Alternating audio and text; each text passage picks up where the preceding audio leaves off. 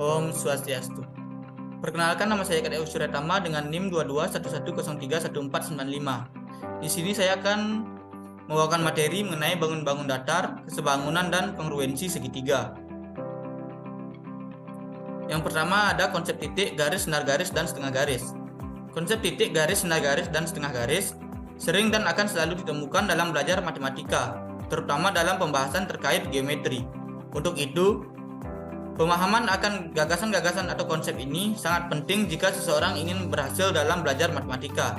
Selain itu, untuk belajar matematika, konsep-konsep ini sering digunakan dalam kehidupan sehari-hari. Adapun yang pertama yaitu titik. Titik menunjukkan suatu posisi, tempat, atau letak tertentu dari suatu objek. Dengan kata lain, suatu titik hanya ditentukan oleh letaknya, tetapi tidak mempunyai ukuran atau besaran sehingga dikatakan suatu titik tidak berdimensi. Geometri berhubungan dengan himpunan tak terhingga titik. Suatu titik biasanya digambarkan dengan menggunakan noktah dalam kurung titik.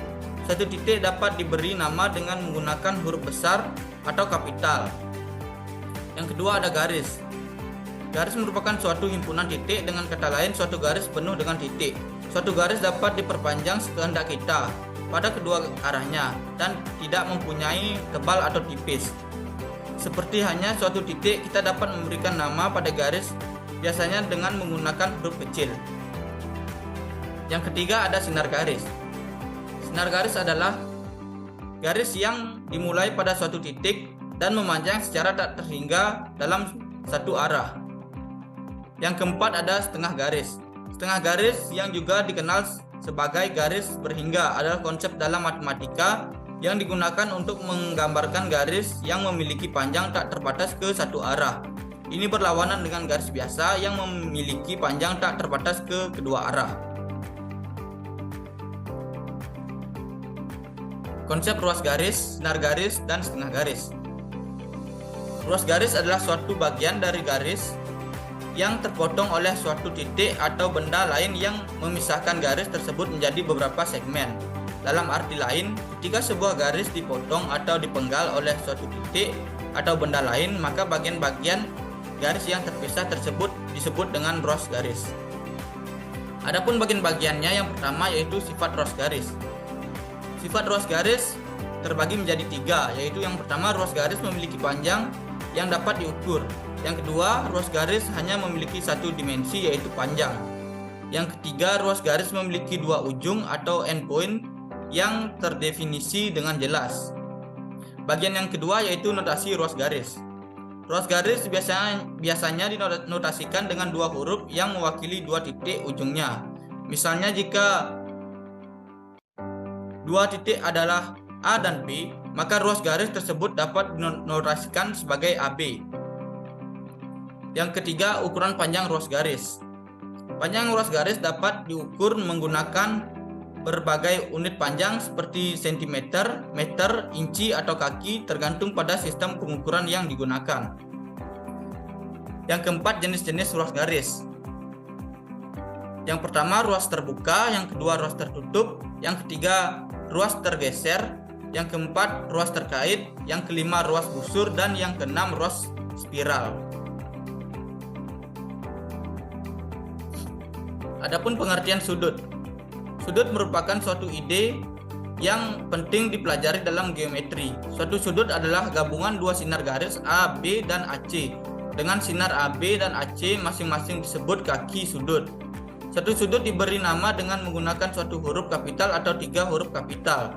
Cara mana yang digunakan tergantung pada situasi yang dihadapi. Kalau kita hanya mempunyai satu sudut, maka kedua cara itu dapat kita gunakan. Sebaliknya, jika kita mempunyai lebih dari satu sudut dalam suatu gambar, maka sebaiknya kita menggunakan nama dengan tiga huruf kapital. Jenis-jenis sudut. Jenis-jenis sudut berdasarkan besarannya. Jenis-jenis sudut berdasarkan besarnya terbagi menjadi dua bagian, yaitu berdasarkan besaran sudutnya dan berdasarkan letak posisinya. Jenis-jenis sudut berdasarkan besaran sudutnya terdiri dari 7 jenis.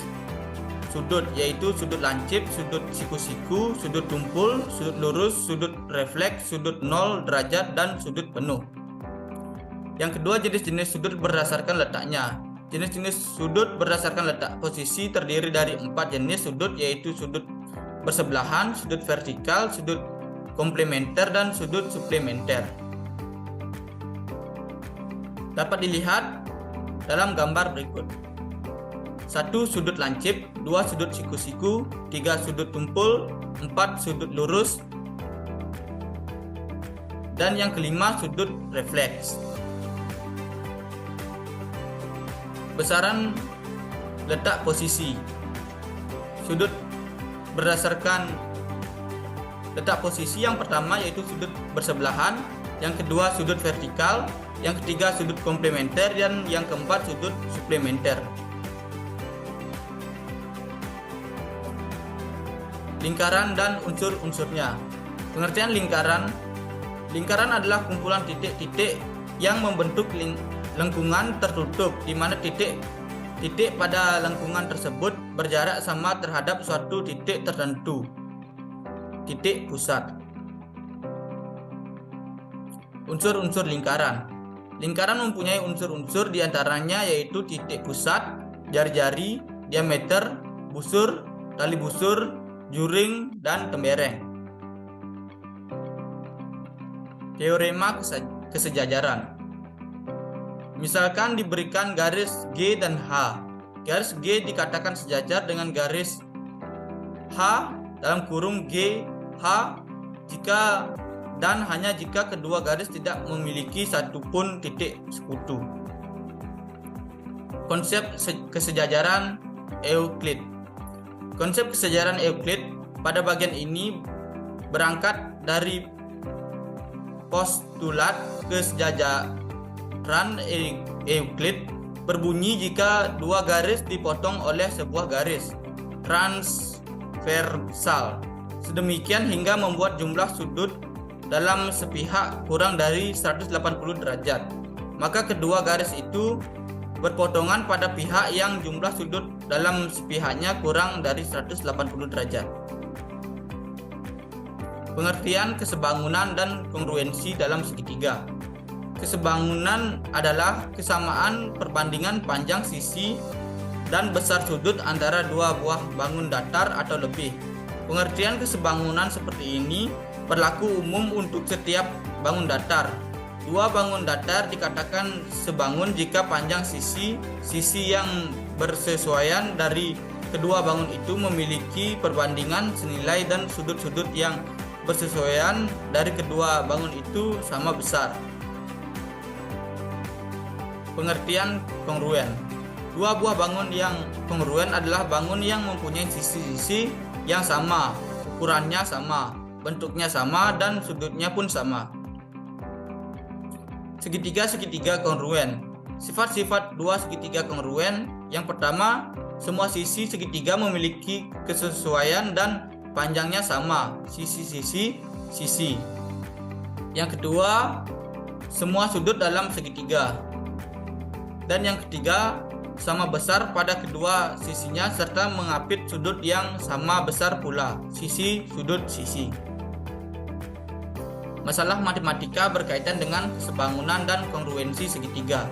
Masalah matematika yang berkaitan dengan kesebangunan dan kongruensi segitiga adalah bagian dari geometri yang merupakan salah satu cabang utama matematika. Kesebangunan dan kongruensi adalah konsep yang mendasar dalam geometri yang membahas hubungan antara bentuk dan ukuran geometri. Perhatikan contoh berikut. Perhatikan sisi pada persegi panjang AB, CD, dan EF, GH. AB bersesuaian dengan EF, AD bersesuaian dengan EH. Mari selidiki perbandingannya. EG per AB sama dengan 6/12, mendapatkan jumlah 1/2. EH per AD sama dengan 4/8, mendapatkan hasil 1/2. Keempat sudutnya yang bersesuaian juga sama. Oleh karena itu, perbandingan sisi-sisi yang bersesuaian adalah sama, maka kedua persegi panjang ABCD dan EFGH tersebut sebangun. Perhatikan sisi yang bersesuaian antara persegi panjang ABCD dan KLMN. AB bersesuaian dengan KLAD bersesuaian dengan KN. KL per AB sama dengan 6/4 mendapatkan hasil 3/7. KN per AD sama dengan 4/10 mendapatkan hasil 2/5. Tampak bahwa nilai perbandingan tidak sama, jadi persegi panjang ABCD dan persegi panjang KLMN tidak sebangun. Pembelajaran bangun-bangun datar untuk SD atau MI. Bangun datar adalah sebuah objek benda dua dimensi yang dibatasi oleh garis-garis lurus atau garis lengkung. Karena bangun datar merupakan bangun dua dimensi, maka hanya memiliki ukuran panjang dan lebar, tetapi tidak memiliki sisi atau volume. Oleh sebab itu, maka bangun datar hanya memiliki luas dan keliling. Adapun istilah yang sering dipakai dalam bangun datar, yang pertama sisi AB, BC, CD dan DA. Yang kedua, sudut dalam kurung sudut A, B, C dan D. Adapun istilah yang sering digunakan dalam bangun datar dapat dilihat pada gambar. Diagonal bidang garis AC dan BD. Yang keempat, simetri lipat dan simetri putar. Contoh bangun datar dapat dilihat dalam gambar berikut. Persegi panjang, persegi, lingkaran, segitiga, trapesium, jajar genjang, belah ketupat, dan layang-layang. Sekian materi yang dapat saya sampaikan. Jika ada salah kata atau salah ucap, saya mohon maaf. Saya tutup dengan Paramu Santi. Om Santi Santi Santi Om.